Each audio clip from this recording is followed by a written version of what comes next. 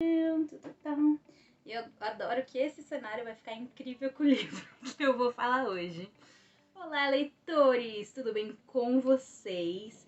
Hoje eu vou trazer de volta um quadro que vocês já devem estar com um pouquinho de saudade, né? Depois dessas férias longas que eu demorei pra voltar. Que é o que vocês mais gostam, os que vocês mais assistem a quem? Qual? 3 coisas sobre livros.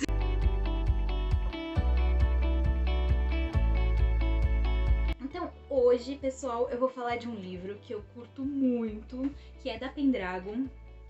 Também é um dos meus favoritos da Pendragon. Eu já panfletei o autor aqui várias vezes e eu tinha que trazer esse livro, inclusive demorei um pouco.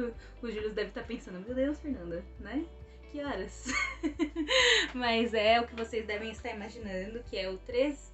Derrubei, claro, como sempre, o marcador de páginas no chão. Deixa eu pegar só um minuto. 3 Desejos. O meu amorzinho. Sabe aquele livro que nem eu li? Sabe? Que eu li no e-book, deixei ele lá guardadinho, o amorzinho. Não tem uma orelha, não tem nada aqui nesse livro. É aquele xodó mesmo que chama, né? E hoje eu vou falar, então, um pouquinho sobre ele, como eu sempre faço, e dizer 3 coisas que eu gosto, 3 coisas que eu não gosto, e os 3 leitores que vão amar esse livro. Então, vamos começar sabendo um pouquinho mais sobre ele?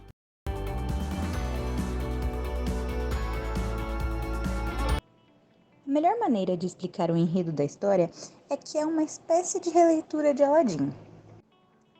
Porém, com o portador da lâmpada nada humilde, como o nosso querido personagem dos desenhos costumava ser. Mas essa história não segue apenas a estrutura da história que nós conhecemos. Nós também somos apresentadas a uma teoria da criação do universo totalmente diferente do que você imagina, representando o gênio da lâmpada como se fosse o criador desse universo, o nosso Deus. Não há muito que se possa dizer sobre esse enredo sem dar spoilers e estragar as sacadas geniais desse livro. Garanto que é muito mais gostoso quando a gente descobre durante a leitura, mas já deixo para a sua imaginação começar a trabalhar. E se o dono da lâmpada não fosse digno dela? E não estou falando de alguém como Jafar. Estou falando de um garotinho mimado que já acha que o mundo está lá para servi-lo.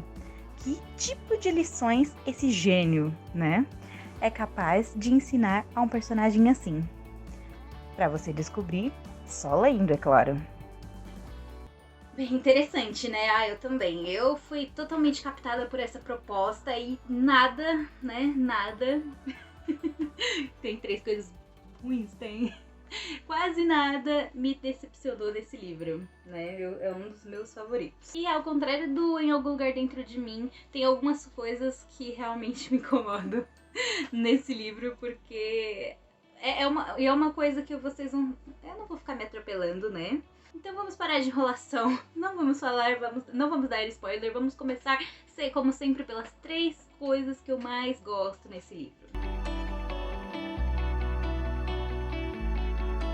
Então, a primeira coisa que eu queria destacar aqui, ao contrário de o que muitos vão achar, e quando todo mundo vai falar, o que, Fernanda, é realmente isso que você gosta, assim? A primeira coisa que eu vou dizer que eu gostei bastante foi o Askar. Mas calma, eu não gostei dele pela personalidade dele, porque não dá. O Askar, como vocês viram agora no resuminho, ele é uma pessoa realmente ambiciosa, mimada, enfim, difícil de lidar, resumindo. Mas ele foi criado pra ser assim, ele não foi criado pra que você goste dele, ele foi criado pra que você odiasse ele mesmo. E como ele cumpriu, né, o propósito, o objetivo, eu acho isso incrível. Se você gosta do Askar, aí sim você pode reclamar com o Julius, porque, né, o objetivo real é odiar ele. E assim, é realmente muito difícil de ter empatia por ele ser uma pessoa realmente, né, meio descontrolada, né, digamos assim, meio passa do limite, né, mas é possível.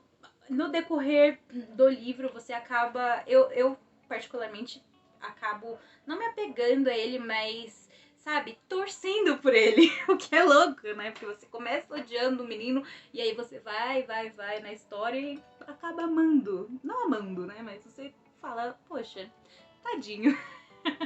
E assim, não existe, né, nenhuma justificativa, a gente pode dizer, como o Júlio disse na entrevista. Inclusive, vou aproveitar aqui que eu já tenho o material completo do autor e eu vou colocar algumas citações, né? Não as citações do livro, mas algumas citações do autor que vão me ajudar a nortear aqui essa resenha, porque eu costumo, né, vocês já sabem, a fazer uma entrevista com os autores dos livros que eu leio.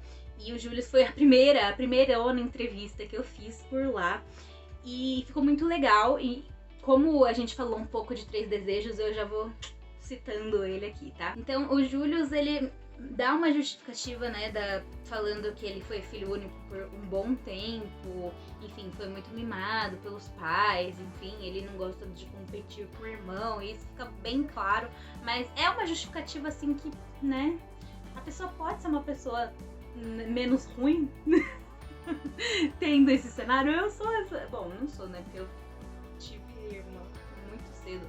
Mas tem muita gente que, né, tem irmãos um pouquinho mais tarde e, enfim, tem tudo que quer e não é tão bosta quanto o Oscar. Mas a gente vai descobrindo mais sobre ele, né, no decorrer da narrativa. E é bem interessante o jeito que ele se aprofunda nas características do personagem, como ele mostra todas as facetas, né, tanto as ruins quanto as boas. Ele faz isso geralmente com todos os personagens, mas nesse livro o Oscar, ele foi um personagem muito complexo e eu amei, de verdade. Ele é um personagem que eu poderia ficar falando assim 300 mil anos sobre, e a gente ia ficar discutindo isso por muito tempo. Mas pra mim, esse é um dos pontos fortes desse livro, o Oscar. Bom, a segunda coisa que eu também gosto bastante desse livro é a mensagem, né, é difícil falar sobre essa mensagem sem dar spoilers, mas basicamente ele mostra muito o que é a futilidade, né? Mostra que, dá pra criança tudo que ela quer, daqui a pouco ela vai jogar fora, entendeu? E ele mostra isso muito claramente no Oscar, como a gente pode lidar com esse tipo de problema. Inclusive, eu costumo dizer que esse livro, Três Desejos, devia ser uma leitura obrigatória, principalmente de escolas particulares, né, das crianças que têm bastante dinheiro, que realmente vivem uma vida de Oscar, né, com a lâmpada mágica ali pra fazer os desejos infinitos deles. E eles acham que o mundo é assim e acaba não sendo. O Oscar descobre isso da pior forma e, enfim. Depois a gente chega neste ponto. Mas é muito importante, talvez, entregar livros como esse para crianças assim, né? Que acham que o mundo é delas. Pra ter um choque de realidade antes que aconteça isso aqui que acontece com esse personagem. Então a mensagem do livro é muito forte e ela deveria ser lida por todos esses tipos de adolescentes mimados e chatos. Outro ponto fortíssimo que eu quero destacar nesse livro é a ideia de pós-vida do Júlio. O Júlio diz nessa entrevista que ele quis conciliar a teoria da evolução com o criacionismo e meio que mostrar um e si, sabe? Falar, olha, vocês entenderam tudo errado, mas meio que vocês pegaram algumas partes do que realmente é. E é muito legal essa teoria que ele criou, né, de pós-vida. É um pouco depressiva, né? Mas é muito interessante ver como ele conseguiu construir, né, uma ideia totalmente nova. Ele não pegou de algum lugar, ele quis misturar, então acaba, né, sendo alguma coisa bem única, né? Você não vai encontrar uma teoria dessa em nenhum lugar. E é legal, assim, é autêntico pro livro. Então, esse é um dos pontos fortes que eu vou deixar aqui pra vocês no Três Desejos, tá bom? Agora vamos falar das partes que eu não gostei tanto, que, né, não foram muitas, mas teve algumas coisinhas que me incomodaram.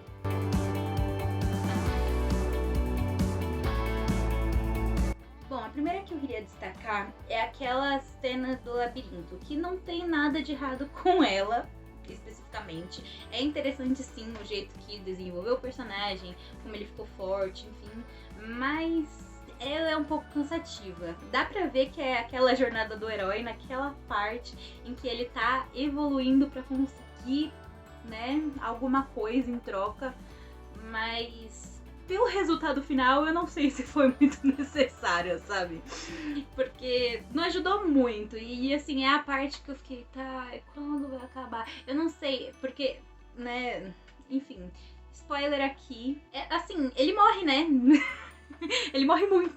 Ele morre no primeiro desejo, ele morre no segundo desejo, e assim, todas as vezes que ele morria, por mais que, tem muitas coisas interessantes pra se explorar nessa pós-vida, eu só ficava pensando, meu Deus, que horas que ele vai voltar pra Terra? E na primeira parte foi mais rápido, mas nessa segunda ele teve que dar uma pastada, e aí a gente pastou com ele, então é óbvio que pra algumas pessoas essa cena vai ser uou, mas pra mim foi um pouco cansativa, né, na minha leitura especificamente. A segunda e a terceira também são coisas, para mim, da minha leitura, do meu tipo de livro, que eu não sou muito fã, né? E eu vou começar... E os dois é relacionado um pouco com o final, né? Eu não vou falar o final, mas eu vou, né, dar uma ideia de que, assim, é um final bem depressivo, assim, que você fala, meu Deus... Porque acontecem coisas ali, eu tentando explicar sem explicar. E, meu, é muito triste, sabe? É um final assim que você fala, legal. Ou seja, eu entendo o final. O final é tipo, pra mim a ideia, né, que ele quis passar com esse final é que mesmo que a pessoa mereça uma segunda chance, não significa que ela vai ter essa segunda chance.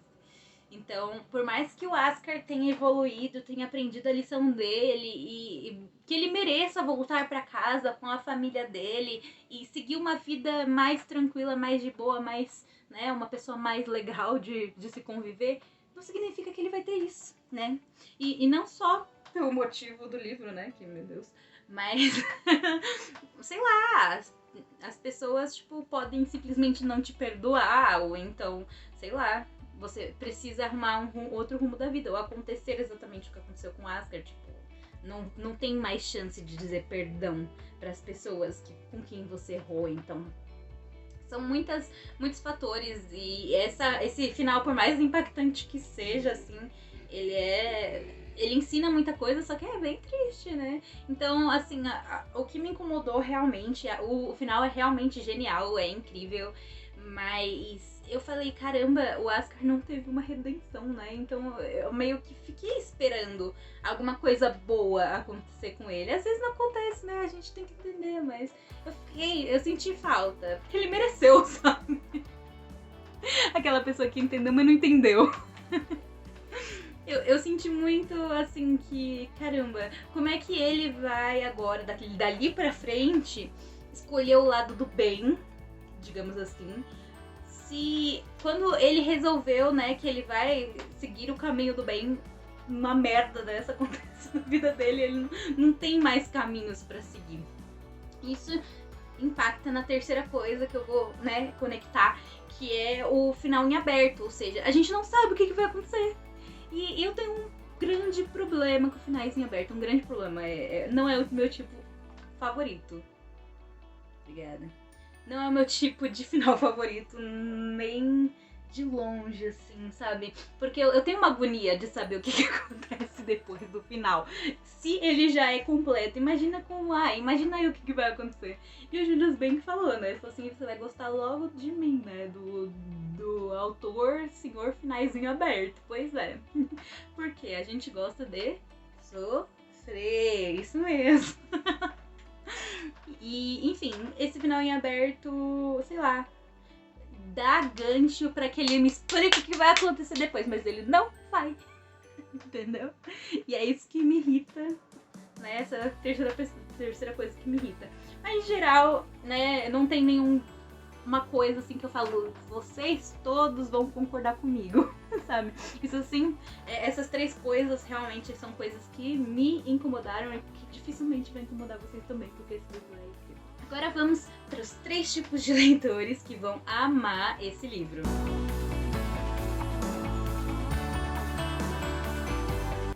claro que o primeiro tipo de leitor que vai amar esse livro é um leitor que gosta de fantasia, né? E uma fantasia assim com o quê? Um final inesperado, que essa é a segunda categoria, né? Que é pra você que tá cansado desse final típico, felizes para sempre, que não aguenta mais. Ai meu Deus, tudo dá certo no final pra esses personagens. Aqui não vai dar.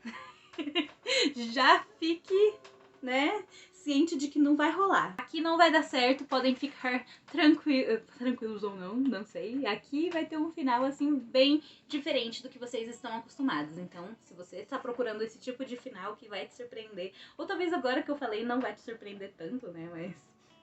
é isso, a gente tenta. Não vai te surpreender sim, porque o que acontece você nunca ia imaginar na tua vida. E o terceiro tipo de leitor é aquele leitor que gosta daquelas live action, sabe? Que muda tudo.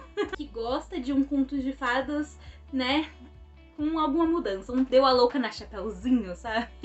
Que tem uns personagens ali, tem alguns elementos que te lembram a história original, mas é completamente diferente.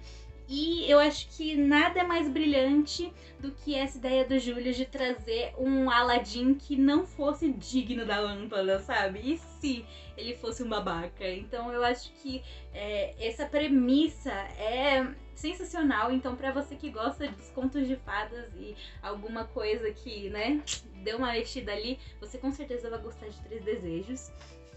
E é isso, gente. Leiam esse livro maravilhoso, sério. Como eu disse, escolas, chamem o Július para dar palestras. Peguem esse livro, né? Inclusive, ele está aqui numa campanha. Vou deixar outra citação do Július aqui, gente. Já deu pra perceber que eu dou uma stalkeada, né? Não é nem de propósito, é que as coisas do Július simplesmente aparecem ali nas redes sociais. Se você também tem as notificações do Július on e não sabe nem porquê, você já dá like nesse vídeo, né? Pra gente ter essa irmandade. Mas ele até fez uma sugestão, uma brincadeira que eu vou apoiar com certeza, que é pra esgotar os Três Desejos lá, porque ele assinou esse livro como Július... Aí fica a parte difícil, né? Branding... Enfim... E agora ele tá assinando todos os textos dele como Július Vieira. Então a meta dele é esgotar os livros para conseguir assinar como Július Vieira novamente. Então apoiem essa causa, comprem esse livro, porque vocês com certeza não vão se arrepender, vocês vão se surpreender e vão virar fanzocas do Július também, como eu sou. E aí a gente pode conversar sobre o livro. Olha que legal! E é isso, gente. Espero que tenham gostado. Os links para você acessar a entrevista do Július, a comprar o livro na editora e apoiar a causa, tá tudo aqui embaixo. Espero que vocês tenham gostado. Deixa aqui embaixo sugestões de livros que vocês querem ver aqui no 3 Coisas Sobre Livro. Esse ano vai ter algumas variedades de coisas, que eu vou trazer livros gringos aqui também pra dar uma misturada. Então deixem aqui as suas sugestões e beijos. Me sigam aqui nas redes sociais para vocês acompanharem as minhas leituras em tempo real. Eu sempre converso com vocês. No Twitter eu sempre deixo algumas frases do livro, comento ele, se eu tô chorando, se eu tô rindo, então me sigam aqui também. E as páginas para vocês sempre saberem quando tem vídeo novo. E é isso, se inscrevam no canal também, porque ajuda, né? Beijos, já mandei vários beijos e até o próximo vídeo.